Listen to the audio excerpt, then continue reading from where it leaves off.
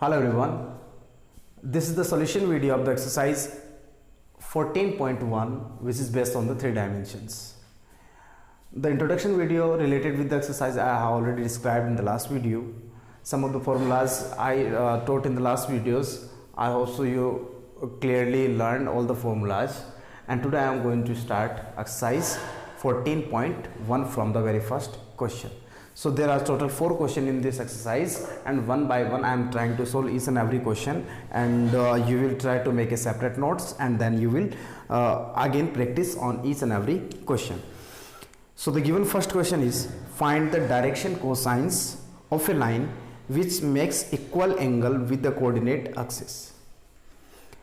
The given question is, find the direction cosines of a line which makes equal angle with the axes. So, अब देखो, अब clearly हमारे पास दे रखा है exercise 14.1 and the solution of question number first. According to the question, alpha is equals to beta is equals to gamma. ये हमें दे रखा है क्वेश्चन. क्लियर है बात यहाँ तक? It means L is equals to cos alpha, m is equals to cos beta and n is equals to cos gamma. About this matter we know. और हमें एक रिलेशन पता होता है, वो ये होता है L square plus M square plus N square is, या फिर यहाँ लिख देता हूँ, we know that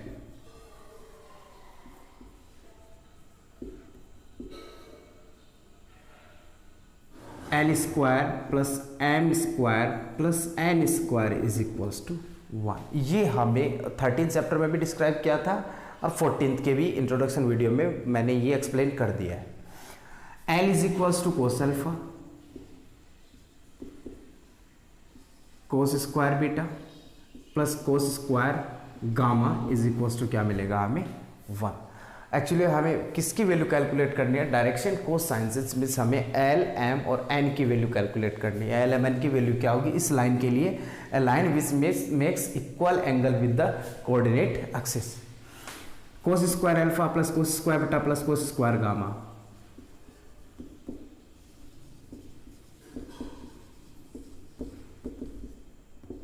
because beta is equals to alpha and gamma is also equals to alpha, तो मैंने बीटा और गामा की वैल्यू यहाँ पे अल्फा से सब्स्टिट्यूट करी.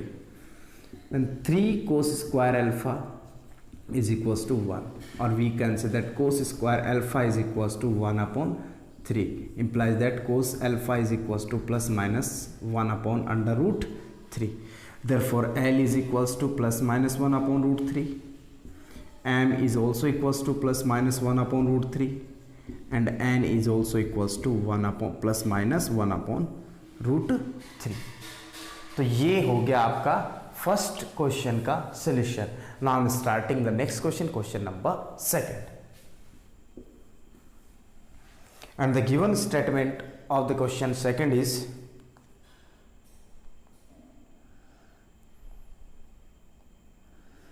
find the direction cosines of a line joining 2 points.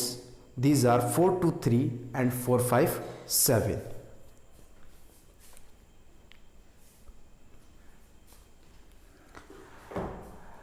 According to the formula, first of all I am writing here a direction cosines of a line which joins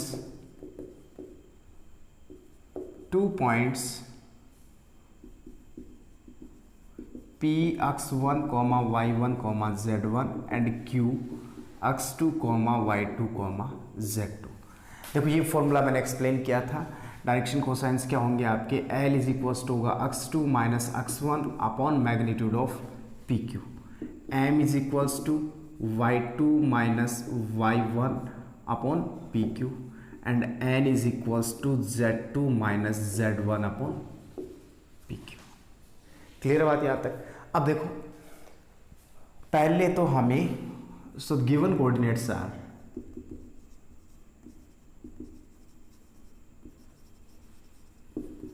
coordinates क्या क्या दे रखे हैं, coordinate of point P R 4 2 3 4 2 3 and coordinate of point P are 4 5 and 7. It means this is the value of x1, y1, z1, x2, y2 and z2. Now apply all these value, but we need the length of PQ. तो PQ अपने पास क्या आएगा, PQ is equals to distance formula as we studied in the last class or in the 10th standard also. Distance between 2 points will be x2 minus in under root x2 minus x1 whole square plus y2 minus y1 whole square. But in this case 3 coordinates are given, means the z axis coordinate of the z axis is also included. Then the formula will be x2 minus x1 whole square, y2 minus y1 whole square and z2 minus z1 whole square. Clear है बात यहाँ तक? Now apply all the possible values. 4 minus 4 is 0 plus 5 minus 2 and 7 minus 3 whole square, or we can say that PQ will be 0 3 square is 9 and 16 is equals to under root 25, or we can say that 5 unit. ये क्या मिला हमें, this is the length of P Q. Now apply all this value here. Then direction cosines is equals to L is equals to L क्या मिलेगा हमें, x2 minus x1 upon P Q which is equals to 4 minus 4 upon 5 is equals to 0. M is equals to y2 minus y1 upon PQ, which is equals to this is y2 minus y1, 5 minus 2 upon 5 is equals to 3 upon 5, and N is equals to z2 minus z1 upon PQ. तो यहाँ से मिलेगा 7 minus 3 upon 5 which is equals to 4 upon 5. So this is the final answer of the question number first and second. I hope so you understood both of the question. So please pause this and note it down.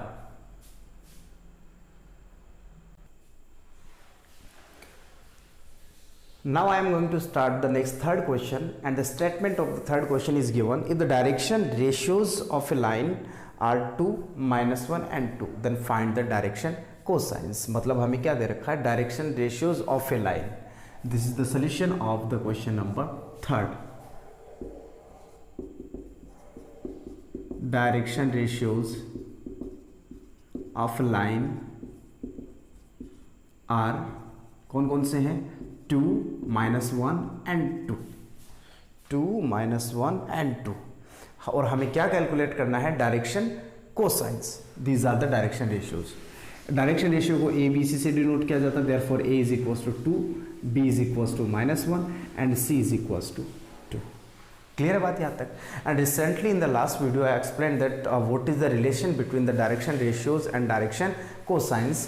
If A B and C are given, then how we can calculate the value of the direction cosines. तो L is equals to अपने पास था, mention करता हूँ, direction cosines are. L is equals to plus minus a upon under root a square plus b square plus c square. M is equals to plus minus b upon under root a square plus b square plus c square, and n is equals to plus minus c upon under root a square plus b square plus c square. ये अपने पास था basic formulas. अब अपन चलते हैं question में, सभी values plot करनी है. First of all I am going to calculate the value of A square plus B square plus C square. क्या होगा, 2 square minus 1 square plus 2 square, 4 4 8 8 1 9 under root 9, और we can say that this is equals to 3. Clear है बात यहाँ तक? Now apply all the possible values in this case. Then L is equals two plus minus 2 upon 3. What it, एक line के direction cosines पूछे हैं, तो line के डायरेक्शन कोसाइंस कितने होते हैं, 2 होते हैं. Second m is equals two plus minus b, b is -1 upon 3, तो अपन ये इंटू होगा तो माइनस प्लस बोल दो चाहे, लेकिन आएगा ये प्लस माइनस ही, plus -1 upon 3 and n is equals to कितना आएगा 3, sorry c 2 upon 3 in plus minus. So direction ratios are, sorry, direction cosines are plus minus 2 upon 3, plus minus 1 upon 3 and plus minus 2 upon 3. तो ये अपना solution हुआ question number 3. अब मैं start कर रहा हूँ question number 4, but before it note it down.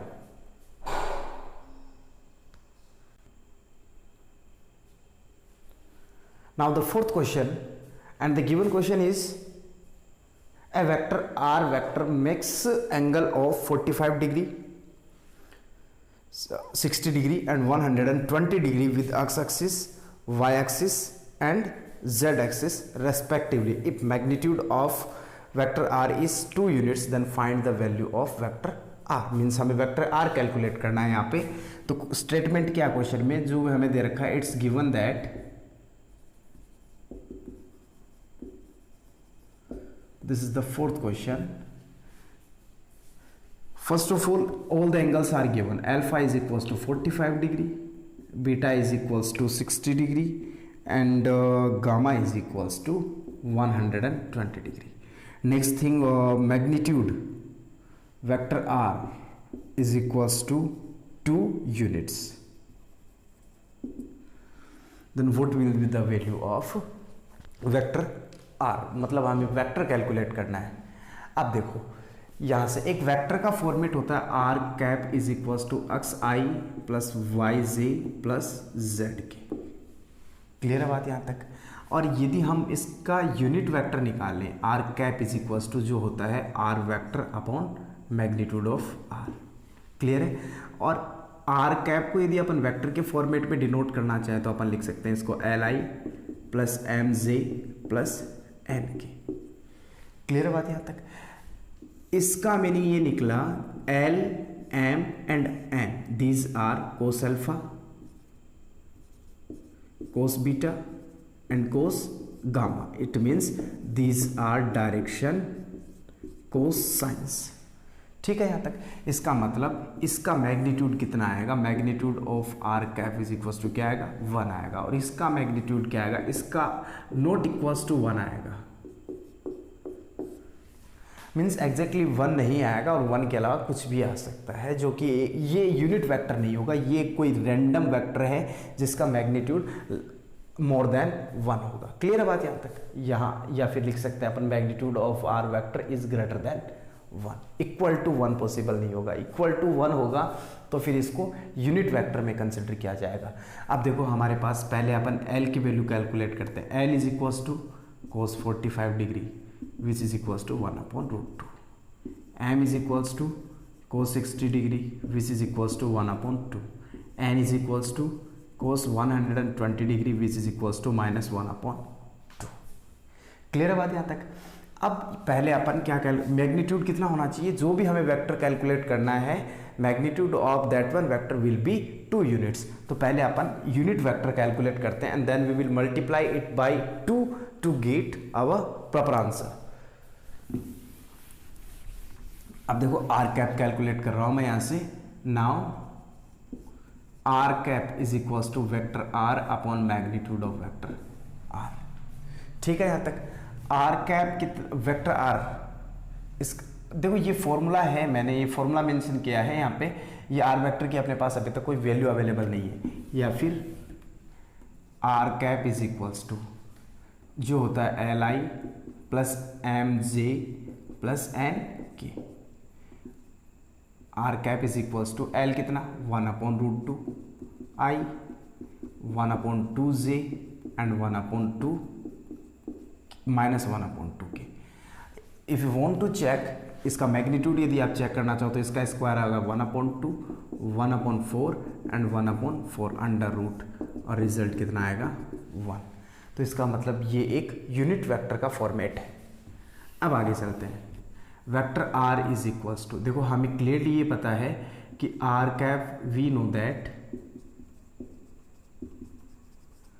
r cap is equals to vector r upon magnitude of r, then r vector is equals to r cap into magnitude of r. ठीक है यहाँ तक. Then vector r is equals to magnitude of r is 2 and r cap is 1 upon root 2 I 1 upon 2 j minus 1 upon 2 k. 2 common ले denominator से, तो 2 upon 2 ये होगा आपका root 2 I plus J minus K, ये से cancel हुआ and then R vector is equals to root 2 I plus J minus K, and this is the final required answer of the question number 4th.